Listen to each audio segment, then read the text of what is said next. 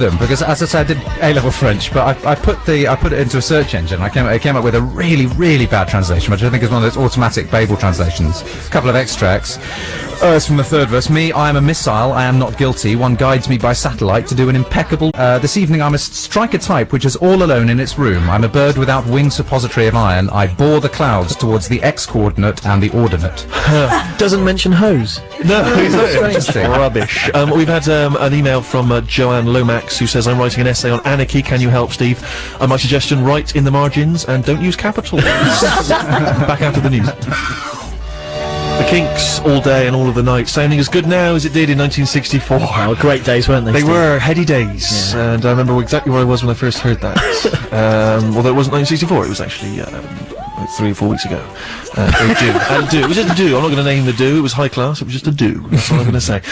You know, I obviously, and Sammy may not be aware of this, she's too young, but I have had some success in the world of television. All right? Really? Yeah.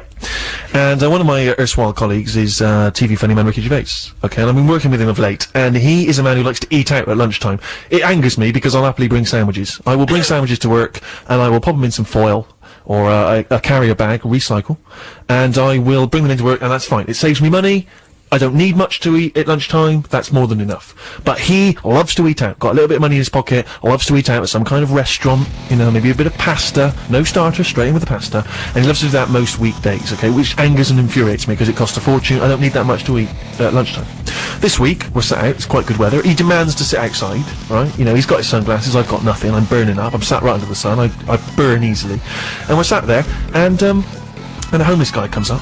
I'm furious, right? Straight away I'm thinking, oh, because you don't want a homeless guy, you know, bothering you, do you, when you're eating grub, because it's just annoying, isn't it? You know, there should be a sort of boundary. They can sell you a big issue when you're walking down the street, but not if you're sat outside while eating, okay? So he's there, and he leans over, he recognises us. He says, alright guys, hello, listen, anything you've got will help me out, anything. So Ricky goes in his pocket, he's got £1.20, right? He comes out, he gives the guy £1.20, the guy goes, thanks very much. He goes, Steve, anything, Steve? I went in my pocket, right, 20p I had. I went, how about that? He went, oh, anything you can do, mate, anything you can do to help me out, mate. He's one of those quite pushy homeless guys. And I said, that's all I've got, mate, all I've got. He went, anything you can do, mate. He's obviously not going to accept the 20p. I was hoping he would just go, 20p, brilliant, thanks very much, and hop off into the day. But he didn't, so I thought, oh God, so I opened the wallet. It's dangerous, isn't it? It's dangerous, because once you've opened the wallet, you've got to take something out. You can't just look in there, see the notes, and think, well, you're having none of them, mate. So I open the wallet. Of course, now, other people at other tables are looking in, right? I'm saying to Rick, Rick, you got anything? He's going, no, I've just given him £1.20. Open the wallet. All I had, £20 note. Oh. £20 note, alright? Unbelievable. It was a burn, mate. Yeah. It was a burn. So I looked at the 20, and I thought, genuinely, can you ask for change?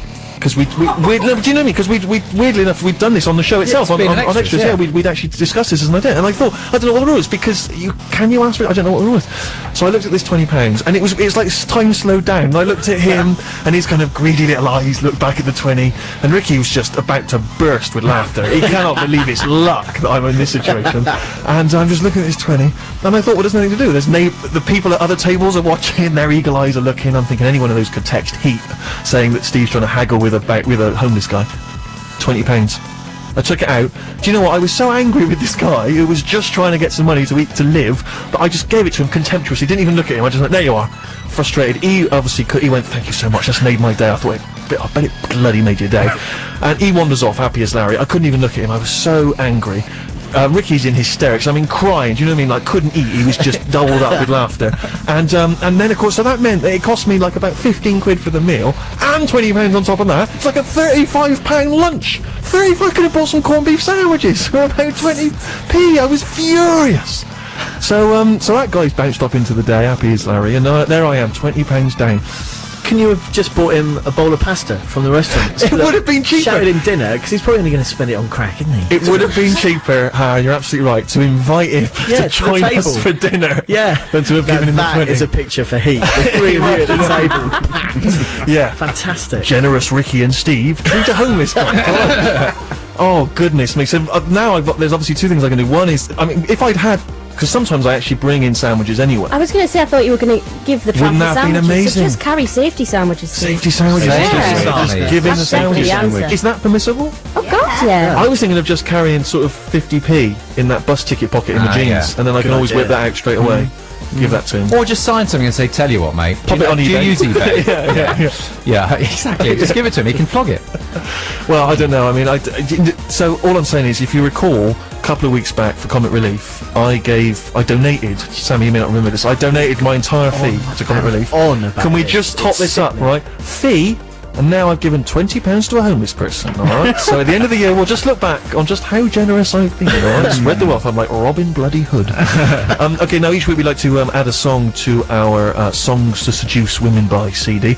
And we've had some cracking tunes in the past. And I thought it'd be nice to just lay down a tune which I think evokes kind of maybe sort of the teenage years when romance is first blossoming.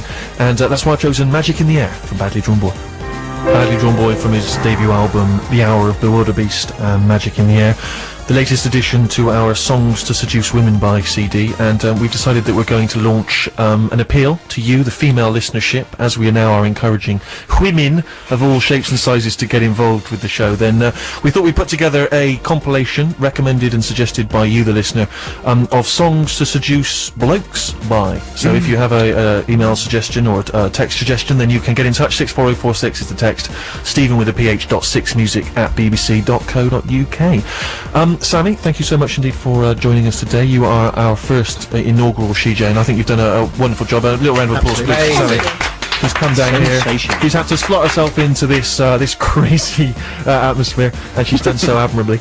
And we, of course, earlier were asking for questions from you, the listeners, just to really sort of to get a full appraisal of you, the woman, what goes inside on inside your head. And we've had some emails and texts. Rufus, anything there that you'd like to flag up? Deepa Shivaria from Leicester has emailed in. She was very helpful, and she reminded us of James Lipton's questions on Inside the Actor Studio. Of course. Remember? And there are actually 10.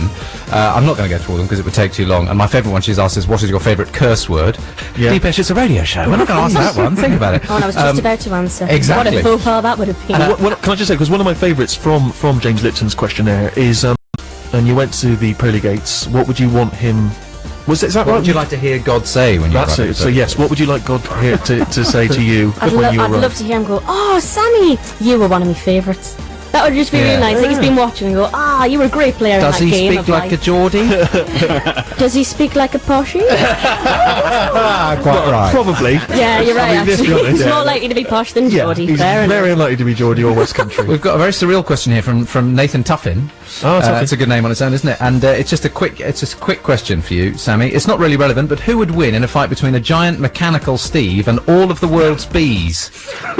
The bees would be ineffectual on mechanics and metal, so I'm going to go for the giant metallic Steve. You're quite Unless they right. somehow dripped honey into its the working. workings. That would lubricate Steve. That would lubricate him. He'd be fine. Yeah, I've got one here from Doug in Eton. It's not so much a question as a cry for help.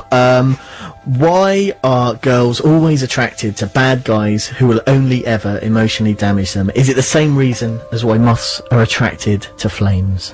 Oh, I'm not the best person to ask because I hate a bad boy. They've ruined my friends' lives. I like nice boys. I met one recently. He was lovely. See, I think I've got more of a mothering instinct.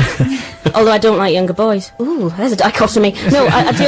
I like someone who's sweet but a bit naughty. I like someone to go, shut up, but gives a cuddle. Do you know what I mean? Right. Yeah. Flippant nastiness. I don't like an actual So bad sort of person. Simon Cowell figure.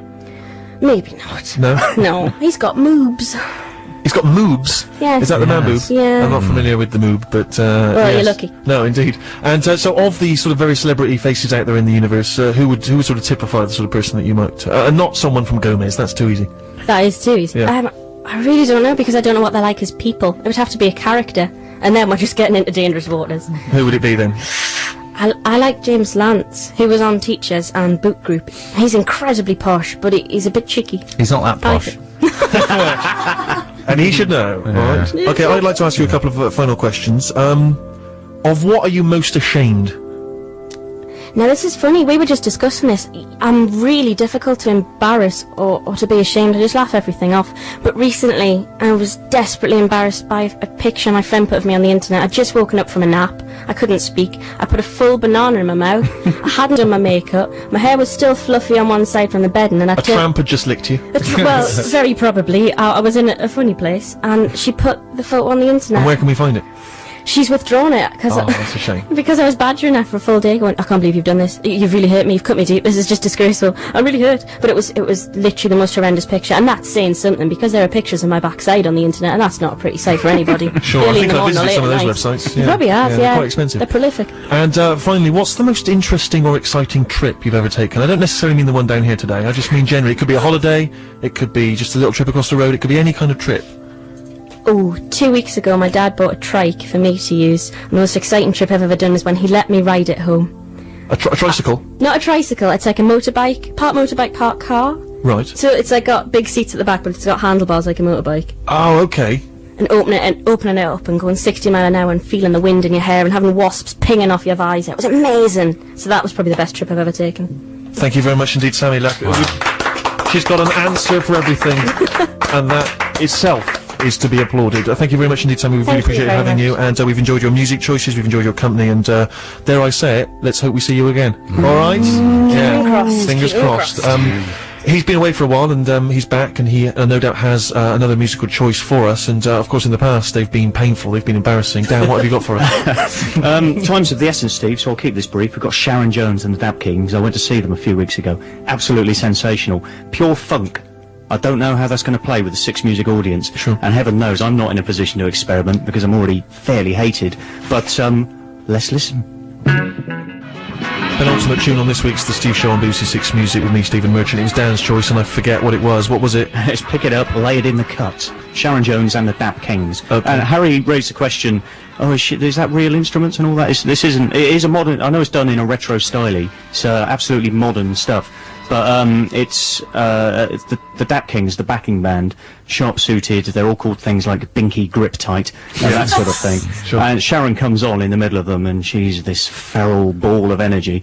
Absolutely brilliant live. The recorded sound never quite does it justice, but I hope it still gave a flavour of the SJ sound. Well, I'm not going to cast an opinion. I'm going to ask Harry, who, of course, not only dislikes funk, but also dislikes you. So I'll be very interested in knowing what his opinion was. Indeed. Well, no, I don't dislike funk that much. I quite like funk, but I do dislike Dan quite intensely. However, the tune was enough. No, I liked it. I enjoyed it, and I'll, just spit on Dan a bit later. Get in. Rufus, your opinion? Music like that doesn't need me to praise it. I loved it. Brilliant. Love funk like that. It's fantastic. And a final word from Sammy or CJ. Funky, it made my booty move. Did it make your booty move? Made my booty Is that move. the booty we could check out online? You can Very check out my same. booty online at www. No, I'll not go there.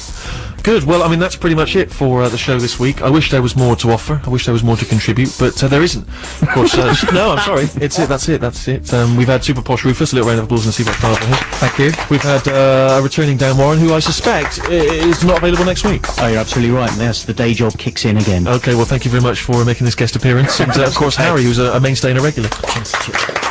Next week, hopefully, we will have a brand new CJ. Can she compete with the No excellent chance. sound? I doubt No it. Very chance. difficult. No. You've set the mark. You've set the what's the word? You've set the bar very, very high indeed. So thank you again for coming down all the way from up north. I leave you with Pink Floyd and wish you were here from I think 1975 or something.